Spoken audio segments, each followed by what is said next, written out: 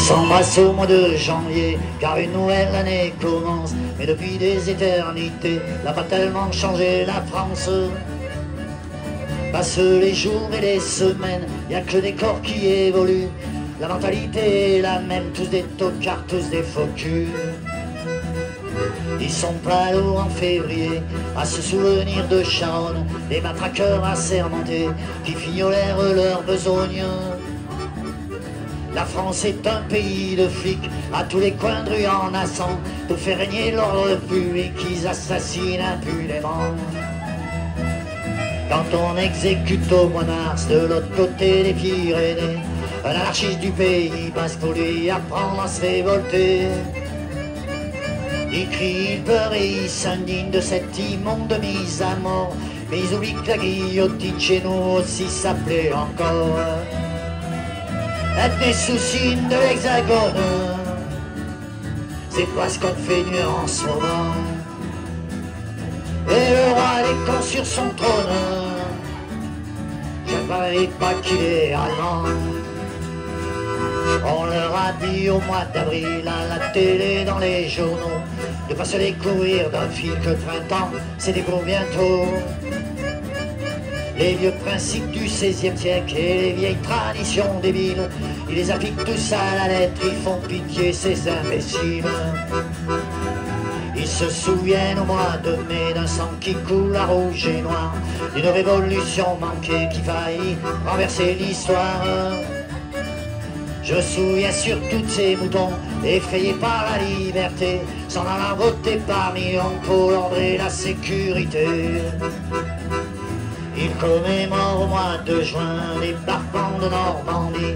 Il pense aux braves soldats américains qui aient dû se faire tuer loin de chez lui. Ils oublient qu'à l'abri des bombes, les Français crient et vivent Pétain, qu'ils étaient bien planqués à Londres, qu'il n'y avait pas beaucoup de gens moulins. Être des sous-signes de l'Hexagone, c'est pas la gloire en vérité. Et le roi des cons sur son trône, me dit pas qu'il est portuaire. Ils font la fête au mois de juillet en souvenir d'une révolution qui n'a jamais éliminé la misère et l'exploitation. Ils sabrent de balles populaires, feux d'artifice et de flonflon. Ils pensent oublier dans la bière qui sont gouvernés par Macron. Et c'est pas fini. Au mois d'août c'est la liberté, après une longue année d'usine. Ils crient vive les congés payés, ils oublient un peu la machine.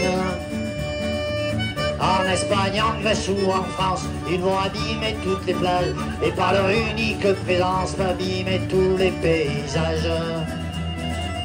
Lorsqu'en septembre on assassine un peuple et une liberté, au cœur de l'Amérique latine, ils sont pas nombreux à gueuler. Un ambassadeur se ramène, bras ouverts, il est accueilli.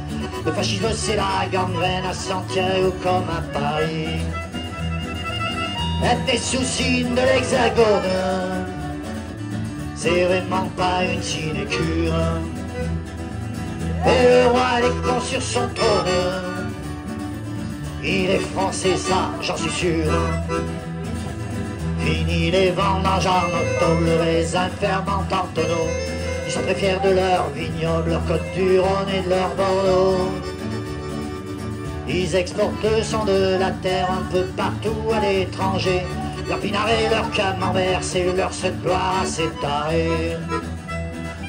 En novembre au salon de l'auto, ils vont admirer par milliers dernier modèle de chez Peugeot qui pourront jamais se payer.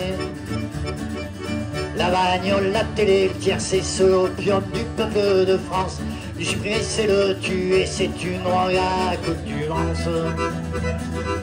En décembre c'est l'apothéose, la grande bouffée, les petits cadeaux. Ils sont toujours aussi moroses, mais il y a de la joie dans les ghettos, il y a de la joie. La terre peut s'arrêter de tourner, ils rateront pas leur réveillon. Moi je voudrais tous nous voir crever, étouffés de l'ado marron. Être des sous-signes de l'Hexagone, on peut pas dire que ça soit vendant. Si le roi des cons perdait son trône, il y aurait 60 millions de prétendants.